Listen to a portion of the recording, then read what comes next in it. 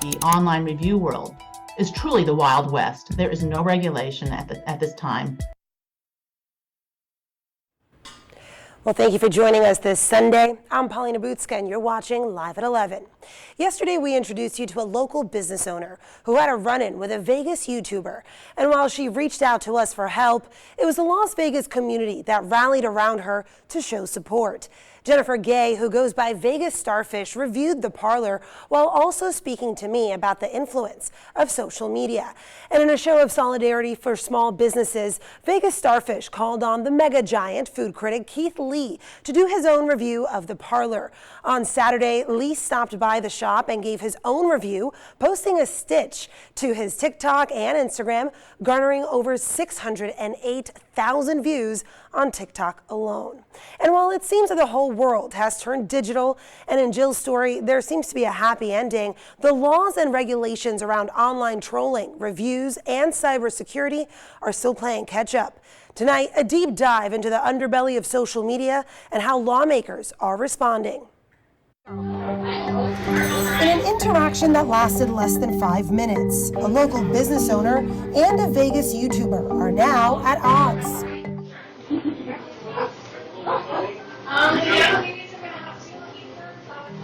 Jill Schlesinger, owner of Sarber's Parlor on Charleston and Rancho Drive, says on Tuesday, Brewer Frederick walked into her establishment, told her he had a gift card, and that he was a YouTuber with 22,000 followers who wanted to do a review of her place.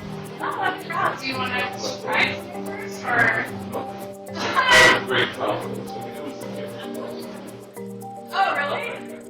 Time passed and the business started to get crowded. With only 2 tables, there's even signage asking patrons to be courteous. Meanwhile, Frederick sat at a table without ordering food, which is when he offered to move and Schlesinger took him up on the offer. But as seen in this surveillance video, Frederick left instead and continued his YouTube live stream, accusing Schlesinger of kicking him out and started making comments and remarks about the business and its owner. It's a private property. They can ask you to leave at any time.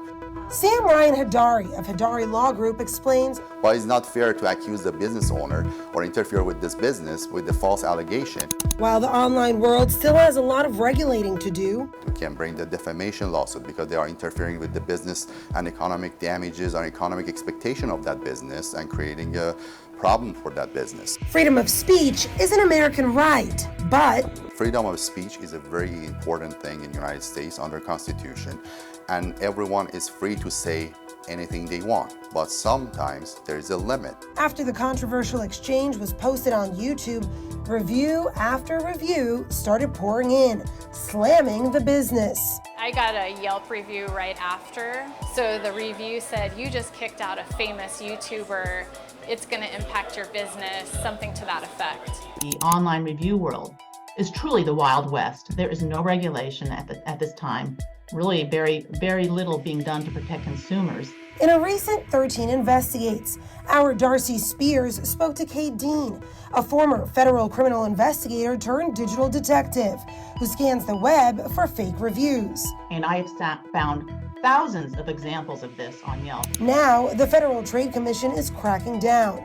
A new proposed rule outlines hefty fines for suppressing negative reviews, paying for positive reviews, and for writing negative or fake reviews. That's the fine line that they have to be so careful about that. The YouTubers or the social media characters, it depends on what they said and what they asked for and whether that was the truth of the matter or not.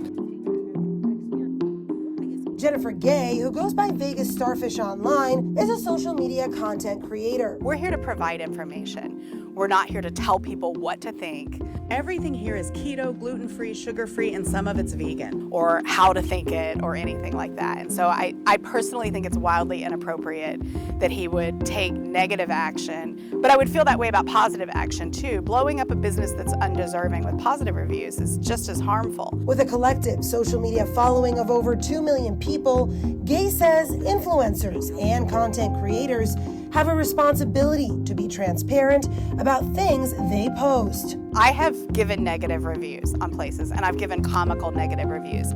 The places I review negatively are generally large corporations that are not going to feel a significant impact from my particular opinion. But I also make it clear that these are my opinions.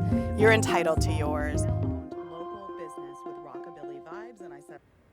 Now, we did reach out to Frederick for comment, but in our email exchange, he declined an on-camera interview and referred me back to his Wednesday's live stream instead. He has since taken down the original video and posted a second one referring to this incident.